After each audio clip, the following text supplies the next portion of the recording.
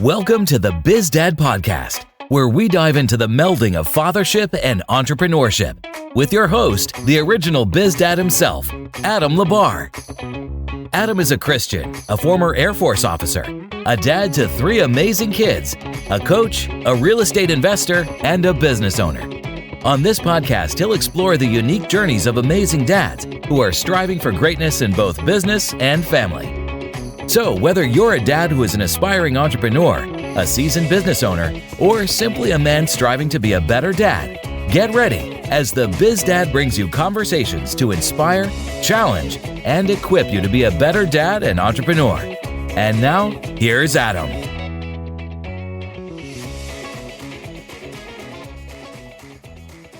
All right, everybody, welcome to the show. Today we have Jon Huber, a good friend of mine and part of the group Go Abundance that you've heard me talk about before on the podcast. But Jon, I want you to do a quick introduction of yourself. Tell us a little bit about who you are, what kind of business stuff you're in, and tell me about your family as well. Well, thanks for having me. So my name is Jon, originally from New Jersey, dad of 2 kids, a 6-year-old girl and a 4-year-old boy. Husband to my wife, Sana's, and we live in South Florida now, by way of Los Angeles. So we lived in Los Angeles for about 5 years, and a fur dad too. I got a little dog named Wilbur. So family of 5. I'm involved in real estate. I still have a W-2 in the data world, so I'm a techie, and doing my best to balance everything. Oh, isn't that a tough part of all of this, right? So, yeah. And I we'll definitely dig into some of that as far as, I tend to think sometimes the word balance is a misnomer and nearly impossible thing to actually chase down. But, we'll chat about that a little bit. But tell me a little bit about where you come from, maybe a little bit about your dad and some of the characteristics of your dad and, some that you took and some that you decided not to take. And let's hear a little bit about that. Well, I can honestly say that my upbringing has definitely shaped the way that I'm a parent. Very, very interesting upbringing. So I am the youngest of 4. I have 3 older sisters, and I was raised by a single mom. So my parents got divorced when I was 1, and I grew up with a lot of estrogen in the house, being the only guy and the youngest. I did crave that attention from my dad. He was around in, sporadic weekends, in the early years. And then, when I was 12, he had a son.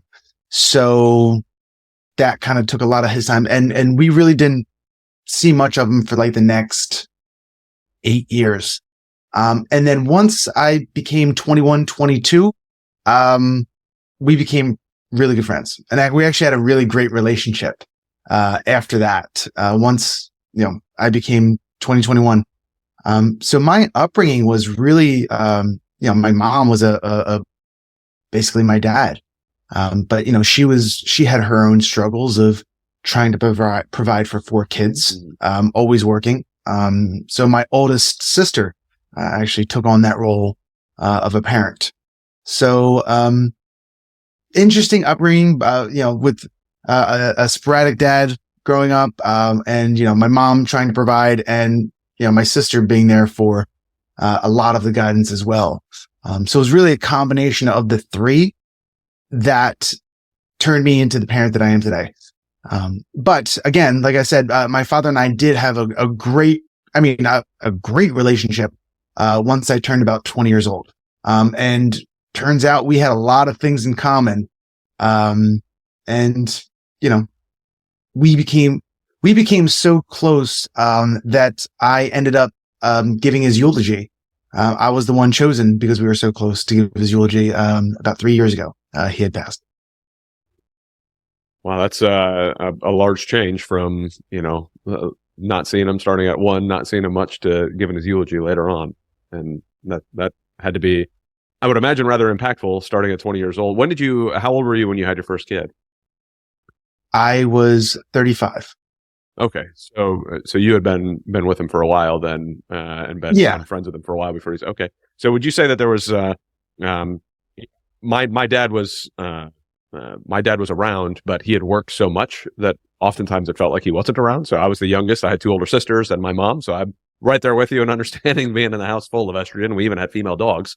Couldn't even get a male dog to run around the house with me, right? So, but I know that there was, for me, there were sometimes I felt like there was some lacking of having that male role model. But yet right now I'm super close with my dad. I've gotten a lot closer as I got older as well. And, started to kind of understand where he comes from. But, did you feel like that once you got that relationship built up with him, that helped your kind of mold your thoughts as being a dad later on? Or, do you think you were kind of already, I don't want to say set in your ways because none of us are really set in our ways, but yeah, I hope, does that make sense? Do you know what I'm asking? No, it does. So, prior to the relationship that I had with him, I always knew that I wanted to be a hands-on dad, because I never had the parents at my basketball games, at my soccer games growing up. So I knew that when I became a dad, I was going to be extremely active, extremely hands-on, because I knew that I craved that as a child. All the other parents are at the soccer games on the sidelines, bringing orange slices, and I never had that. Yeah. So I did know that I wanted to be active and hands-on. But having the relationship later with my father, that actually helped me, become a better husband. Because I realized it wasn't until I had the relationship with my father afterwards, I realized, it was never going to work between you and mom. They're just two different people, oil and water. It was just never going to happen, but as a child, I didn't understand that because, when you're 6, 7, 8 years old, you don't understand the dynamic of adults co-living or coexisting. Yeah. So I realized, I did have a lot of, resentment growing up. Oh, you just couldn't make it work. You just couldn't stick around, was it my fault? But then I realized I'm like, oh man, I don't even know how they lasted the 6 years that they did last, let alone forever. So, so I think once I became adult, that's where a lot of that, I realized that okay, it's really important who you pick as a partner. It's really important that you guys, have the same, parenting mindset, that you want to, parent children the same way, and you have the same goals and the same values, or else it's not going to work. So I guess that answers that question 2 parts, right? Because before I knew what kind of a dad I wanted to be. But then after I had the relationship with my dad, I realized that it's going to take a lot more to coexist with a family. Yeah, that makes perfect sense. And I mean, it's, being a dad, part of that is being a husband, right? It's, if done, what I'll call properly, you have the husband and wife, and that brings kids, right? And that's just kind of how the process works. So, if you're not on that full same page with your wife, that makes it very difficult to be the dad you want to be as well. So I think that, that speaks volumes on how that thought process worked for you. My wife and I had to have, we've had lots of conversations from the beginning on, and now the dynamic changes even more that now we have kids. We now, at the time of this recording, have our 3rd one on the way, doing less than a month. And, I'm running a couple businesses from home. I'm doing real estate.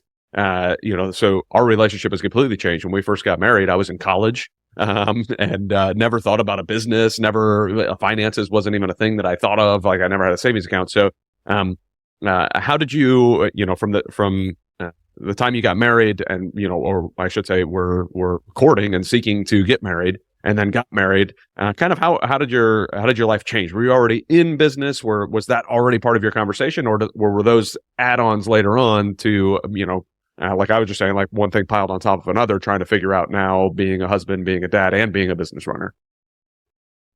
So I think the things that I do are extremely calculated, and maybe it's just my nature. But when my girlfriend at the time, now wife, were talking about having kids, it was very, very, planned. We knew that, hey, we wanted to spend X amount of time together as a couple, X amount of time together as, husband and wife, traveling the world, doing the things. Cause we knew when we had kids, it was like, hey, game over. Now we're parents. Mm-hmm. So then when we tried to have kids, I mean, we batted 1,000. I'll say that. So we knew that, okay, now we have kids and we were on the same wavelength. As far as business is concerned, I spent that time before kids, building, the basis of my success now. So it was always, it was there beforehand.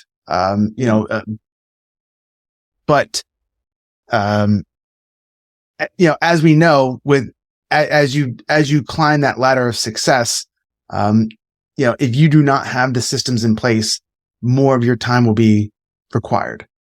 So if that is, the current struggle, right? Of having that appropriate balance, so yeah.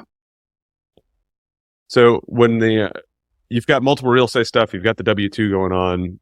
How is your wife involved at all in the business side at all, or is it more just that's your role? Does she have any part in that?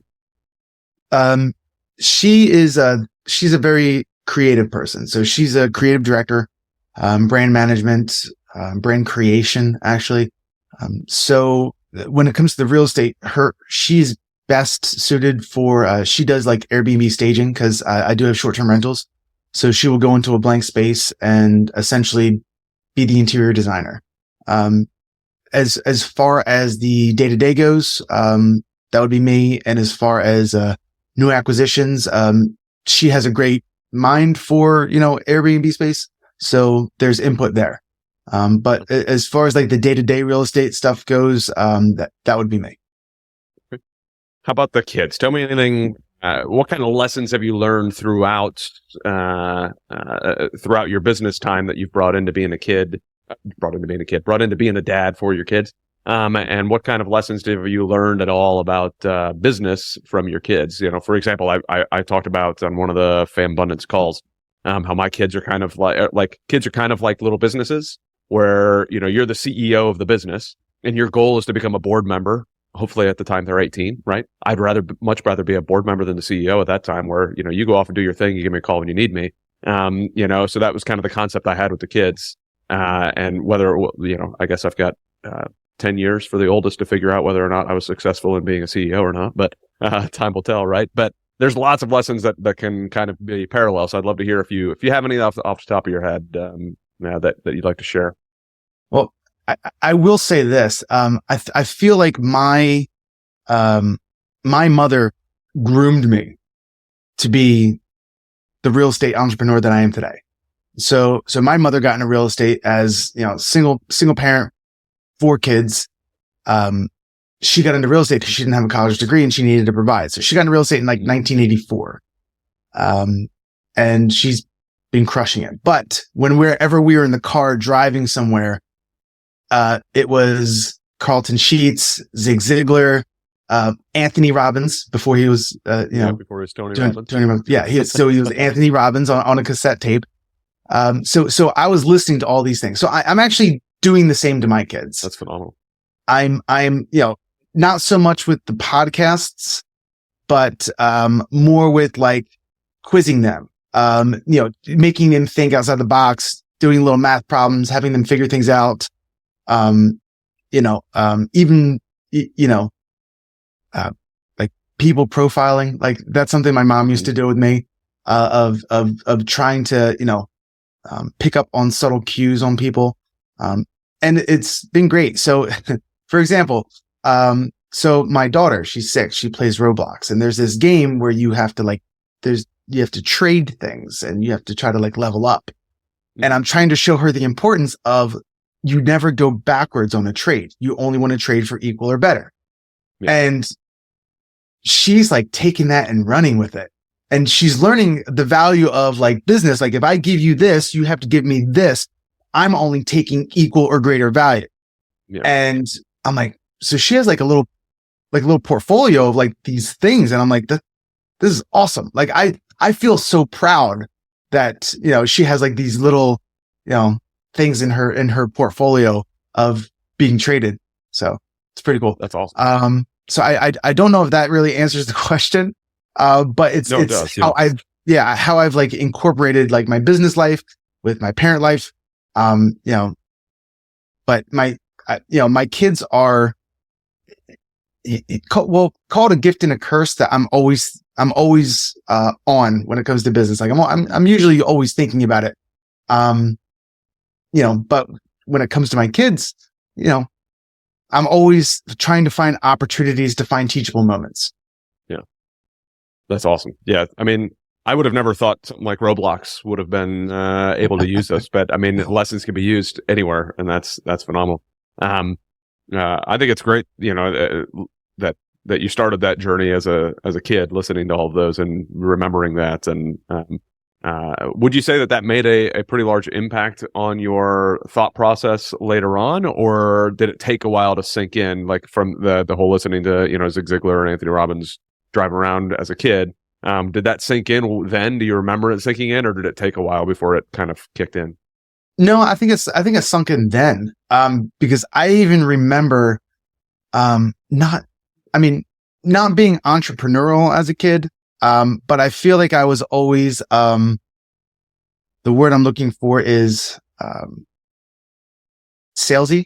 Like I was, I don't want to say the word manipulative, but that's the first word that came to mind.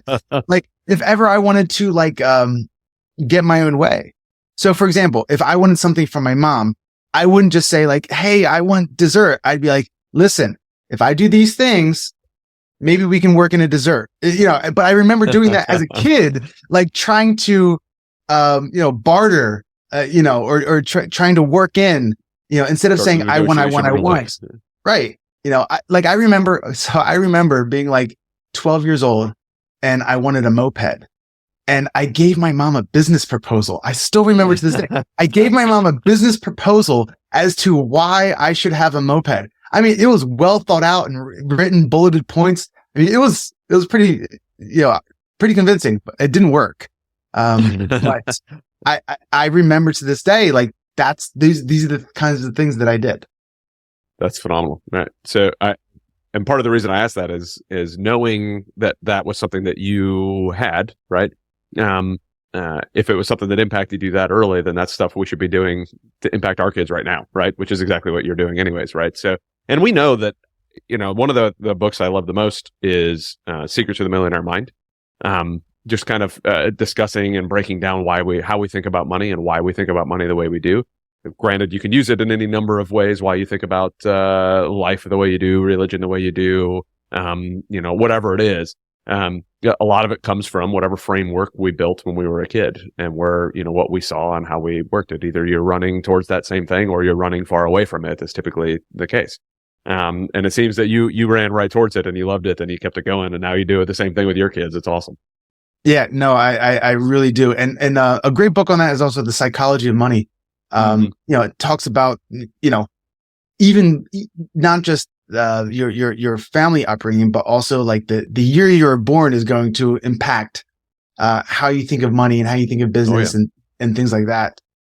So I'm trying to really shape my kids with the views that I have on money. And money is not the root of all evil. Money is just a tool, and it's not going to make you happy. But you need to be well-rounded. Things like that. Just trying to instill the same values that I have. Yeah, there's things I catch myself still doing. I started off very paycheck to paycheck, as I think I've told you before, and it's like such a process still. Like once in a while, I'll revert back to some of the scarcity mindset language. Even when I'm talking to my kids, be like, hey, like I can't spend money on that, or it's like, no, that's not the language I want to use. It's not that I can't spend money. Like it's, hey, they're like, money's a tool, and if I use it for this, like maybe that's not the right tool for the job. Like maybe I shouldn't be getting that, or maybe we should be looking at this way, or what kind of business things can we do that earn us more money to be able to afford these things? Like the boys can't wait till I buy my plane. I'm planning on buying a plane, and they're like, oh, I really want to get on a plane. Yeah, I get it, right? But how can I make this a business expense and make my life better? And then talk to the boys about that, and using it as a business tool. So, the way that we talk to our kids about money, the way we talk to our kids about business really is going to shape a lot of how they think. So I'm constantly thinking about that. And sometimes I feel like it's almost too much to think about that. It makes it difficult to just, let the kids be kids, do you run into that at all where, you feel like you're stressing that too much? Or do you feel like there's a decent balance in your approach? I think there's a decent balance because, as much as I want to say that, this is the way it is. And I'm a softie, I let them be kids too. But, I do make them earn the things that they want. Right. Mm-hmm. So, if they, even when it came to potty training, I had a full sheet on the fridge with check marks, yellow and brown check marks of, the things that they needed to get done.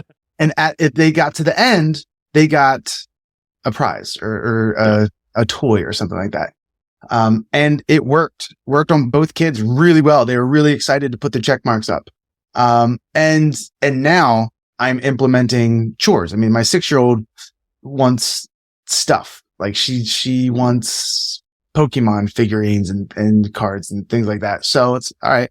So we decided, my wife and I decided that we're going to implement five things a day that she has to do. And she, it's going to be, she can get $1 a day. So each thing that she does is 20 cents. And, it's make your bed in the morning. You have to dress yourself, get yourself ready for school. You have to not fight with your brother. You have to, brush your teeth without asking, and you have to go to bed on time. If you can do these 5 things, you'll get $1 that day. Now it's awesome. It's impossible because she fights with her brother every day. So she'll never get that $1. But now she's excited because she sees the, she's excited to get like, oh, do I get a check mark? I dress myself. Do I get a check mark? I'm like, yeah, you get a check mark. So she's realizing,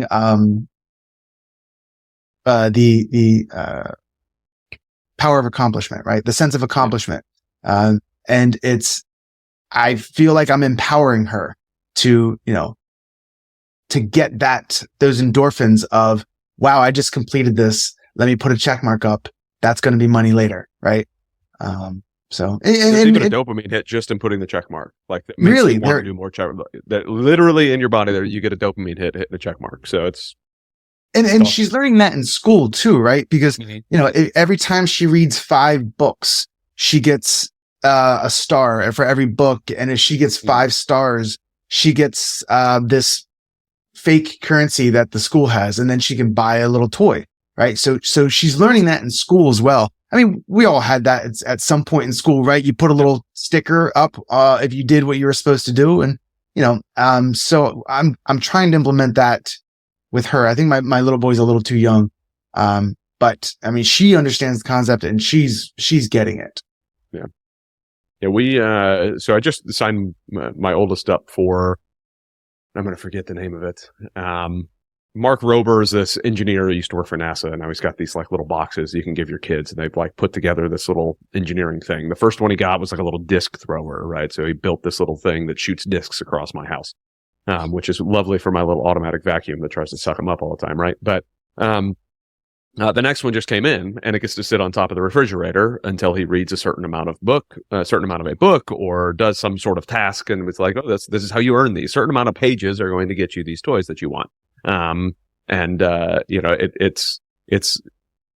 fun to watch because like it's amazing how motivated he'll get all of a sudden when he can see that thing sitting on top of the fridge, going, I really want to do that. Really want to do that. So then he just really get like, okay, I'm going to smoke through this book and I'm going to answer all these questions. But yeah, when it comes to just regular homework, he's like, oh, I don't want to read. I don't want to do that, but if there's a motivation behind it, what do you know? It's a killer. It kicks him in the pants. Yeah. Yeah. And at the end of the day, it's bribery, and it works. And it works for humans. It works for adults. We do the same thing in business, right? I mean, that's why we're doing some of the things we do in real estate, like because there is a dopamine hit at the end. Like we get a reward at the end when we close a deal and we do all the stuff. Like it's exciting stuff. I mean, but it takes work, and you have to put in the steps to be able to earn what it takes. I mean, we just underwrote a deal together, 2 days ago, yesterday, whatever it was, right? Looking over those deals is a pain in the butt sometimes. And you have to look at 100 of them, 200 of them before you finally get to submit an offer or two. And then it's like, well, what the heck? Like, what? This is exhausting. But if I put in the work and I put in the effort, I buy an apartment building. Like, but that's all part of life. Yeah. The carrot and the stick. So the carrot is the dopamine hit, the toy, whatever it is. But yeah, no, the carrot and the stick is very effective. I prefer to use carrots than sticks, though. Much prefer carrots. Yes, much prefer carrots. So do you have any thoughts on involving your kids in the business, or have you thought about doing any of that? I know some people, they use their kids as child models inside of their Airbnb photos, right? And I can pay them, and they can get an IRA all of a sudden and do all this stuff. Have you put any thought to, or do you have any desire to bring your kids into the business? Not as kids, no. Yeah. I've decided, I want them to explore whatever avenues they want to explore. And I've essentially said that, listen, no matter what you do, you're graduating high school. I want you to get a college, the college degree thing I'm probably leaning on because, I think that, I don't think it's going to be really worth that much, if it even is now. 15 years. Right. Exactly. But and if they cut, and my wife and I have had the decision that if they said they came to us and they're like, I want to be an actor or something like that, where you're just like, oh, here we go.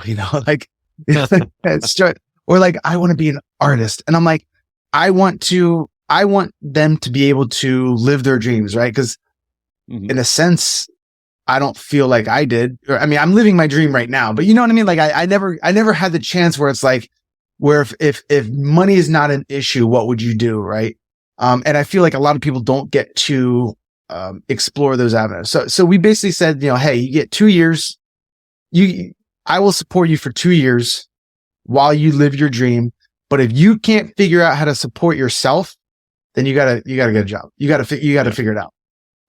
So I don't want to incorporate the kids, in the business as kids. I want them to kind of figure out what they want to do. If they want to get into it, awesome. Like that's all. Like I want my kids to, we all think about legacy, right? I don't want my legacy going to the state or, So, I would love for my kids to take on the businesses that I'm taking on.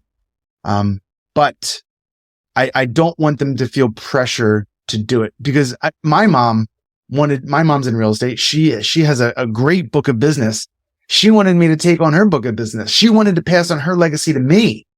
And I said, no, because I don't want to live in New Jersey. I don't want to be a realtor. So that would have been the downside.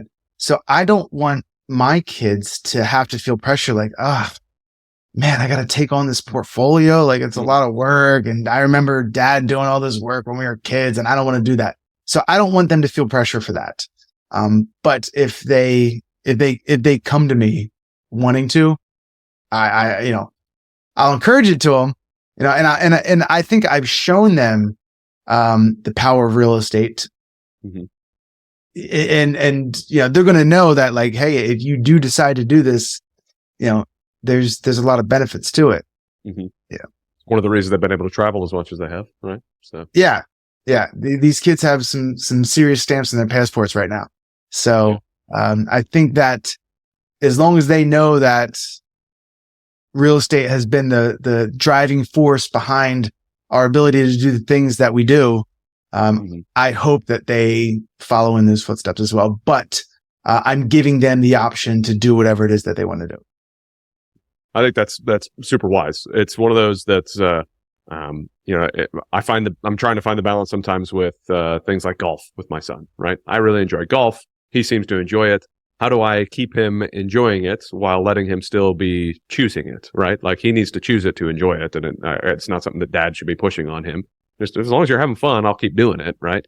Same thing with business. Like we've been trying to find something for him to do. I mean, he's got a couple YouTube folks that he likes and It's like, all right, well, what if we did a YouTube channel for you? And he's like, oh, that's no, so I'll try to pressure him a little bit here and there just to kind of see what his thoughts are. But I don't even know if I have the time or energy to be able to help him with a YouTube channel, but it's at least getting him thinking about things, and one thing I've told people is like, I was in the military for a very long time. And it's like, I went in the military because I didn't know there was really another option. It was like, well, that's what my mom did. That's what my dad did. That makes sense to me. That's what I'm going to do. And I want my kids to know that there's tons of options out there and they get to choose the one that makes most sense for them. It sounds like you're kind of on that same path. But I really like the 2-year concept that you had in there. Yeah. How did you come up with 2 years? What was the conversation about with that? And I'm assuming that's 2 years post high school, or is it post college or whatever? But how did you guys come up with that? It's not original. I think like that's what Will Smith's parents did or something. I heard some famous like actor or model that like that's what their parents did, or maybe a singer, whatever it was. It was somebody in the entertainment field that because I don't want my kids to be a mooch, right? I don't want my kids to be 28 years old, can't handle life, they're unemployable. Like I don't want that for my kids. But if they have a dream that they are super passionate about that they want to pursue, I don't want to hinder them so that they resent me to think that they never had the opportunity to pursue that. Yeah. So I want to give them that ability. But I also don't want to be a pushover and just like support my kids. And to be honest, I love the analogy of golf, right? Because like, I don't want my little boy to play football. I played Pee Wee football and it's, I got hurt. Football's a violent sport, Yeah. And I played a lot of basketball my entire life. And I think that I've had a lot of great relationships out of that. So obviously I'm going to push my kids towards basketball, but I think that,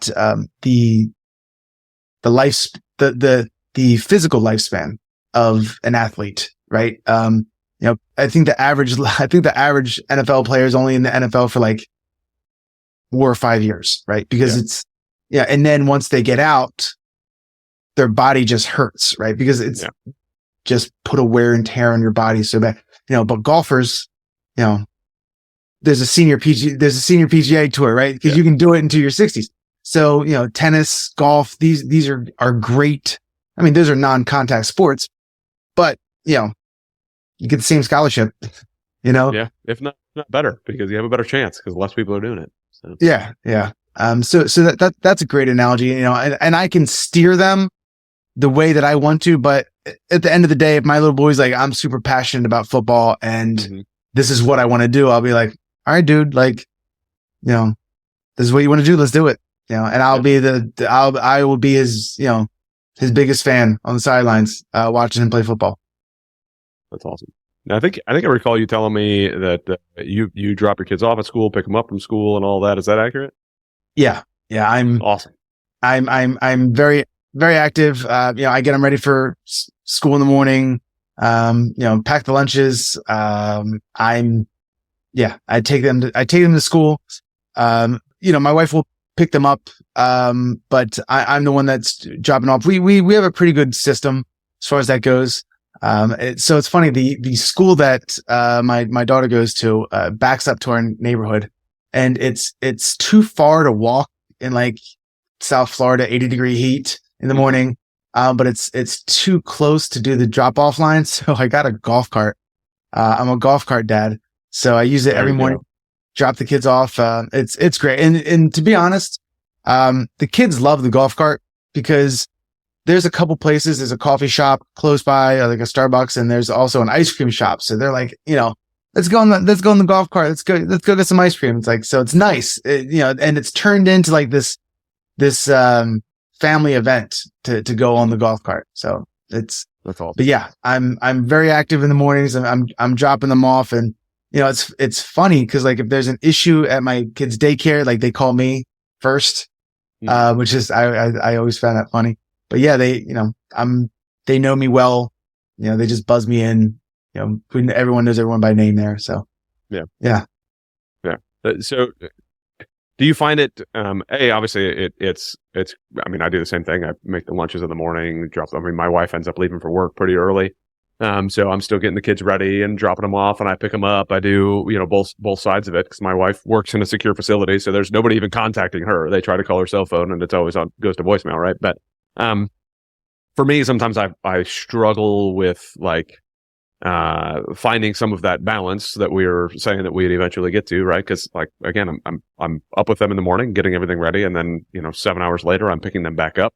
I've got to get work done in the middle, and I've got to get work done afterwards. Like, so, how have you found balancing some of those tasks with being the involved dad you want to be, but also trying to make sure that you're getting the acquisitions that you want, and knocking out some of the things you need for your W-2 that you want to do? How do you talk to me a little bit about some of that quote unquote balance? Yeah, that is a constant struggle. Mm-hmm. And to be honest, I don't know if I'm the poster child for managing that. Good. We need people that aren't poster childs to tell us what they're doing wrong too. So yeah, I mean, listen, I'm so there's a give and take, right? There's a give and take as far as if I'm spending more time with my kids, what am I spending less time on? If I'm spending more time with work, what am I spending less time on?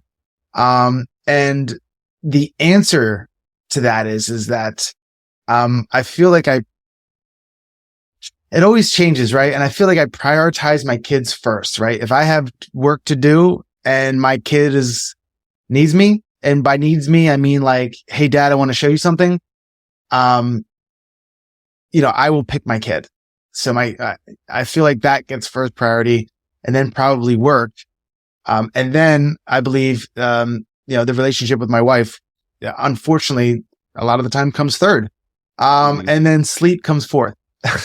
So, and I've actually, you and I have spoken at length, at my struggles of sleep, because I will put my kids down at 8:00. They will probably fall asleep at like 9:00. And then I'll log on and start getting some work done. And I have no problem working till like midnight or 1:00.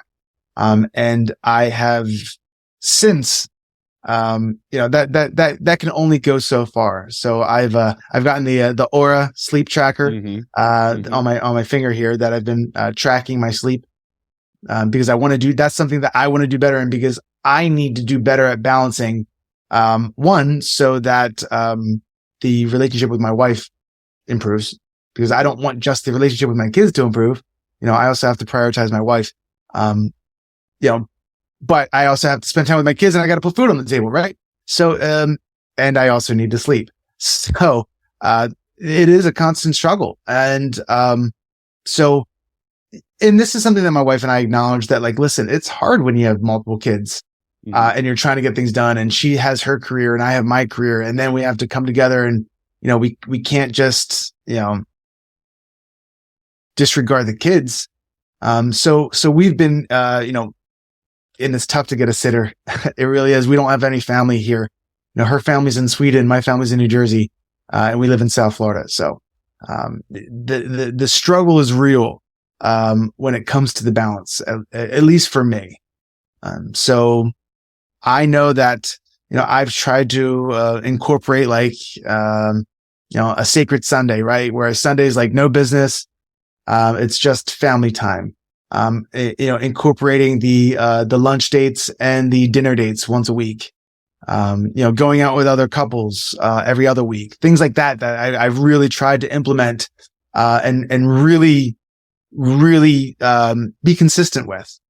And we do travel a lot. So I think that, it's easy for me to get lost in the traveling, to be like, well, we can't do this because, we're going here, or, oh, hey, we can't do, dinner dates because we're doing this. And I don't want to be that guy that gets caught up in the day-to-day life, and I push everything else aside. I really do want that balance. And I believe that was my word of the year, or my theme of the year, when we spoke, that balance is the thing that I'm craving, right?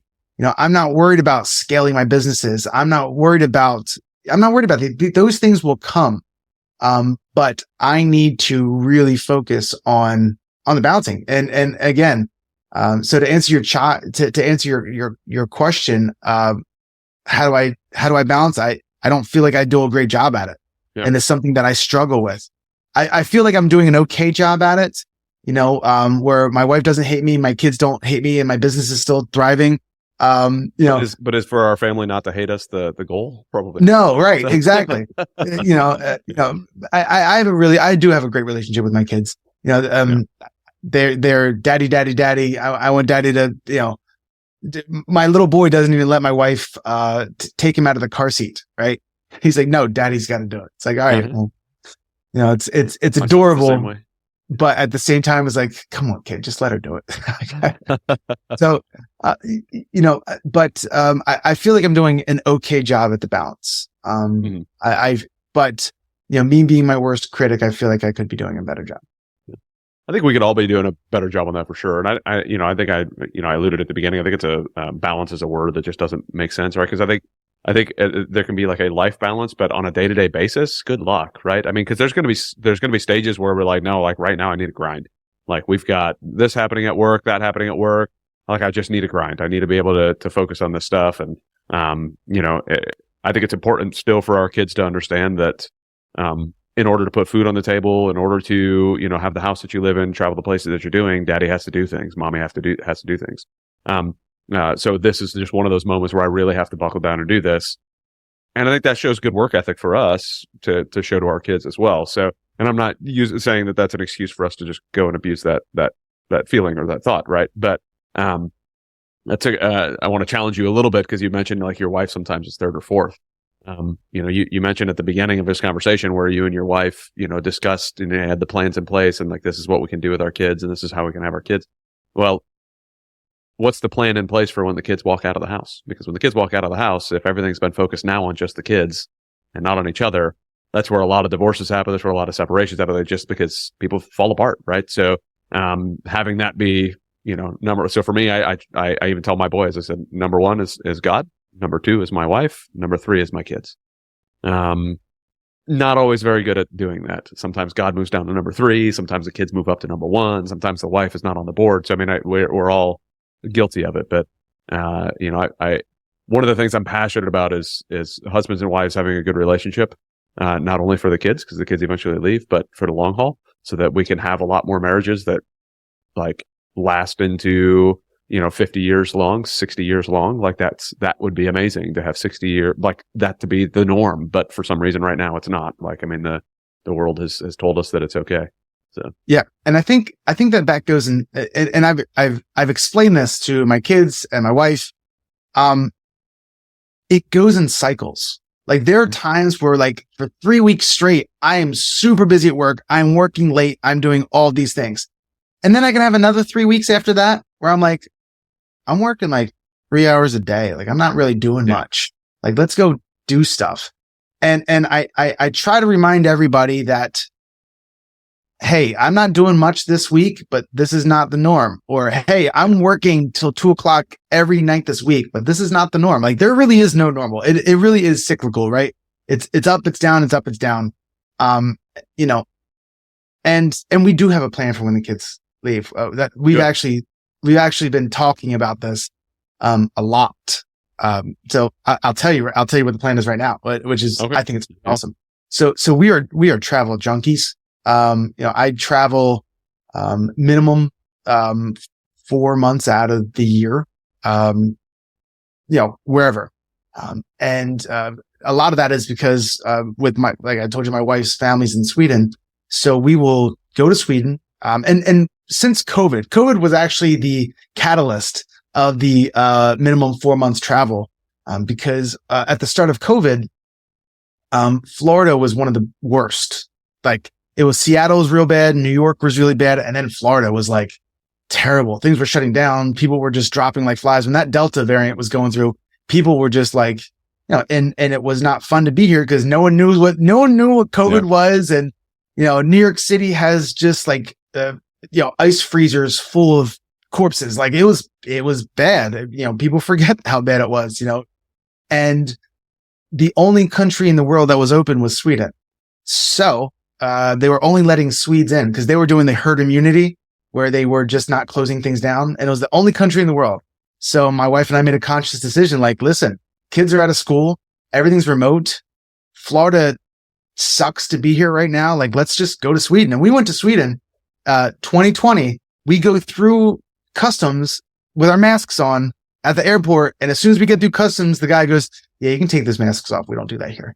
It's like, I'm in an airport terminal with no mask on in 2020. Like, whoa. That's awesome. So we went through and so we bought a one-way ticket to Sweden, and it was amazing. Like, stores were open, like nothing had shut down, and the whole world was, just closed. So, and when we stayed there for 4 months, we realized we could do this. Like, we could, like, nothing skipped a beat.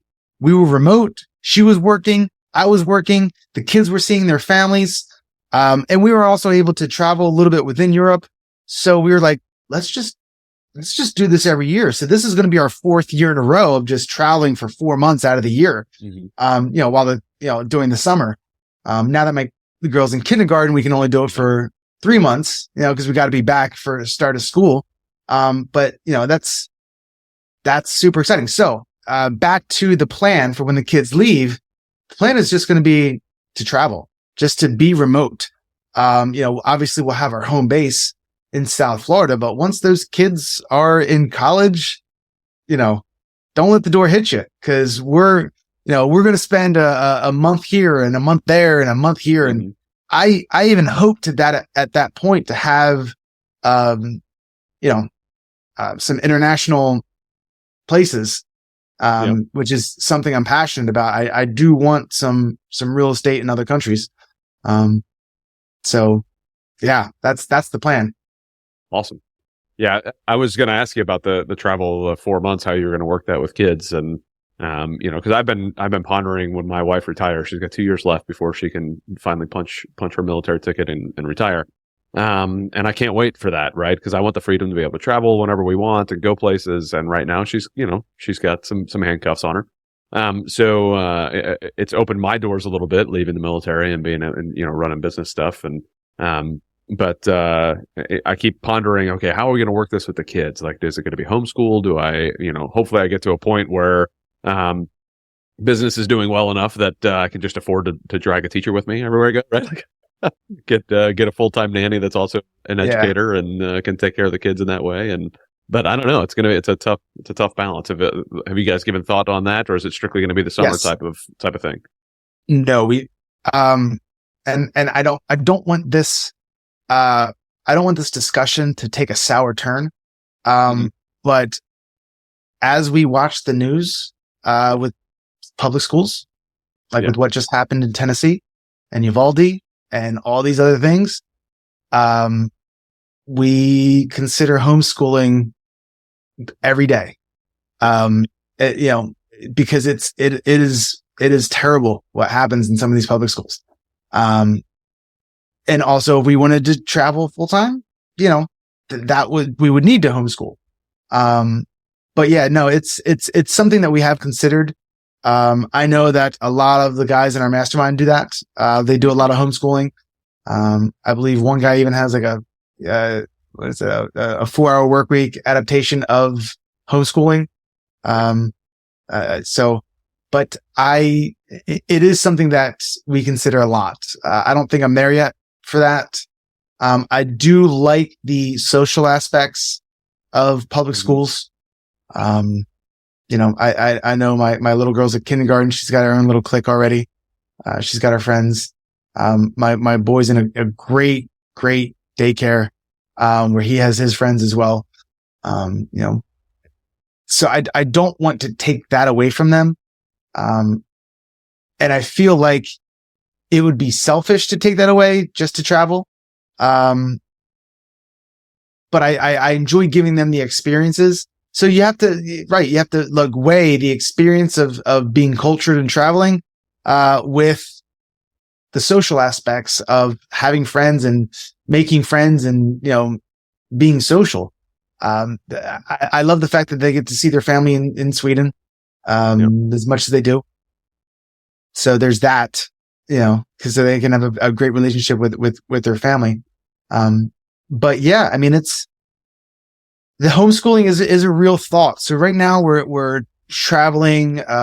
So we were traveling 4 months out of the year. Now it's cut down to about 2.5, 3, because of this. We can only do it in the summers, and we can also do it over the a President's Day weekend or spring break or Thanksgiving break or Christmas break. That's what we have to do, and it's a little bit more expensive because it's during the peak times. Yeah. But we went to Morocco for President's Weekend on a 5-day trip.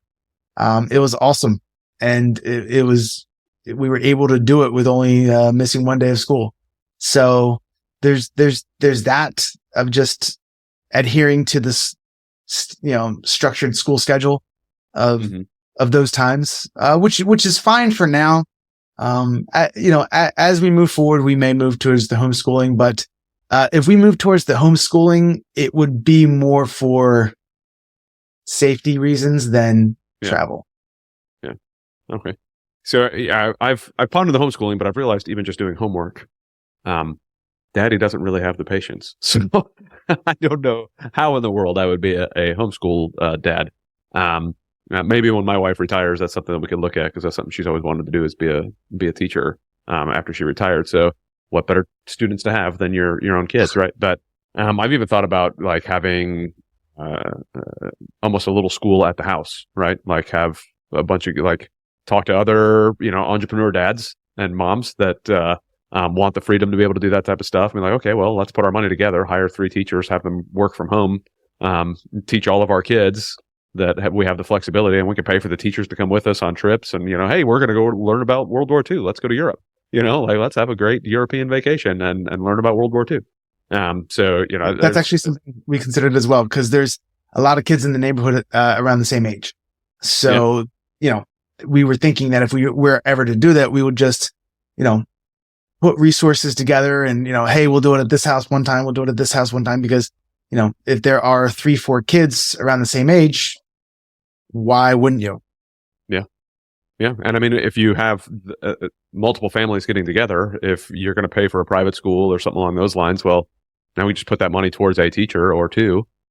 And what do you know? Now you don't even have to be the homeschool parents. You have a teacher that's there teaching, that's, ready to do this stuff. So, I don't know. It's fun. And I think, so I've been looking at like acting academies as well. And I know there's multiple people in GoBundance that really love acting academies and all that type of stuff, and the way that the Socratic method that they use and all that type of thing. And I've been thinking that would be really cool to maybe even start one myself in the local area and let my kids go to something like that. And from what I've been told too is, hey, I mean, when you're the one who starts it and you own the school, you have a little bit, you might get a little bit more flexibility in your travel and all that. So, it's like, well, I mean, I own the school, what the heck.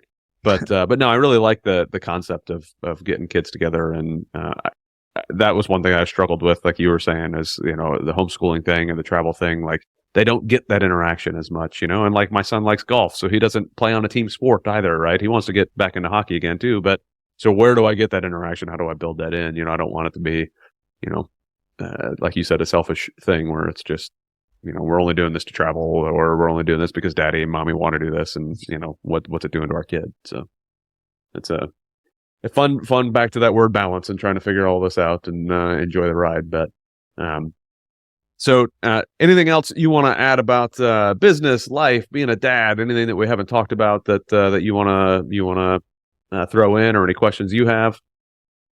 Well, I think the one thing that I want to throw in is that I've been my own worst critic, and I am hard on myself, where I'm like, man, like I gotta do better at this. I've realized that, you don't realize it as a kid, but parents are just out there trying to do their best. I hope they're trying to do their best, but as long as the effort's there, I feel like my kids forgive me. Like if they know that I'm really trying, and if I fall short, like my little girl, she forgives me. She's like, well, no, daddy, I know you wanted to do this. I'm like, oh, cool. Like it's cool that she acknowledges the effort. Right. Yeah. So I feel like as long as, and I'll keep this on myself, that as long as I keep doing my best and I keep trying and I keep, fighting for, spending time with my kids and doing the best that I can, I think I'll be fine. And I think that goes for everybody. As long as, we're going to make mistakes. It's not a matter of if, it's a matter of when, right? You just hope that those mistakes aren't permanent. Mm-hmm. Yeah, no kidding. So there's no scars. There's no, nothing traumatic. Like my little girl likes to, grab her by the arms and flip, and I've almost dropped her a couple times. Yeah. It's just part of being a dad. So as long as I don't drop her too hard, on her head, on her head, right? Like I tell people, I don't mind if my son breaks his arm, and soon to be daughter, I don't mind if they break their arm or if they break their leg. They're going to be out doing crazy things. Just be careful with the head. So the same thing when you were talking about with football. I think the same thing with hockey that my son wants to do. It's like, man, you only have one brain. Like that one can't be fixed. Like when you started damaging that's a problem, right? But the throwing the kids in the air and stuff like that. One of the guys I really like to listen to is Jordan Peterson. And he talks about the rough and tumble play that kids get from their dad. In most cases, if they're going to have rough and tumble play, it's from their dad. Throwing them up in the air, launching them across to the couch, whatever it is, fighting and wrestling and all that type of stuff typically comes from dad, not mom. But how important that is for a child to get those feelings of fear and understanding where the edges are and learning their environment. Like we get to provide I get to enjoy the heck out of it personally. I love throwing my kid around, and like we've got some tall ceilings in the living room, so my son really wants to throw them up high, and my 8-year-old is way too big to be doing nonsense like that now, but my 4-year-old, I can still launch him up in the air and he loves it. You can see the fear in his face as he's flying through the sky. But they love it. And I think that's really good. It's still good for development. So again, just as long as I don't drop them on their head, I don't mind, but no, I think the advice, the thought is awesome. One thing that I tell my son, the oldest one, the 4-year-old doesn't quite get it yet, but it's like, dude, you're learning how to be an 8-year-old. I'm learning how to be a dad of an 8-year-old. I've never done this before. So, even now that, I've got a 4-year-old, I've been a dad of a 4-year-old before, but never when there was an 8-year-old around. So every day, every experience is a new experience and trying to figure out how to balance this. So daddy's going to make mistakes just like you're going to make mistakes. We just own up to them and learn from them and move on. And he's like, I know that makes sense, and then like, if I screw up, he's like, Daddy, you've never done that before. I'm like, you're darn right, buddy. Like, let's learn how to do it together. So I think I completely agree and empathize with the thought process of like, hey, show the effort, know that you're working hard to do it. The kids are going to see it too, celebrate their effort, not their success, but celebrate their efforts. And then, also celebrate their failures. So it's good stuff. Yeah, no, I couldn't agree more. So awesome. All right. Well, that about wraps it up, I believe. Thank you so much, Jon, for coming on. I greatly appreciate it. It was a pleasure chatting with you some more, learning a little bit more about your history that I did not know. But if people want to get a hold of you, what's the best way to reach out to you? Tell us a little bit about anything that you want anybody in the audience to know about. So I guess the best way, I'm on social media. So I document my real estate and my travels. So there's the Instagram would probably be the easiest way. Jon, the Traveling Investor. So Jon, the Traveling Investor is probably the easiest way to get a hold of me, or or to get an idea of what's going on or where in the world I'm at. So yeah. Awesome. All right. Well, we'll have that in the show notes whenever we create things called show notes. Because again, like I've told you before we even started recording, still kind of new. Haven't created show notes yet, but we'll have stuff in show notes before this gets posted. So, but thank you again, Jon, for coming on. Looking forward to chatting with you further. And yeah, we'll talk to you later, brother. Awesome. Thanks, Adam. All right. Thank you so much for listening to the Biz Dad Podcast. We hope you found some value in your time here with us, and we look forward to bringing you the next episode.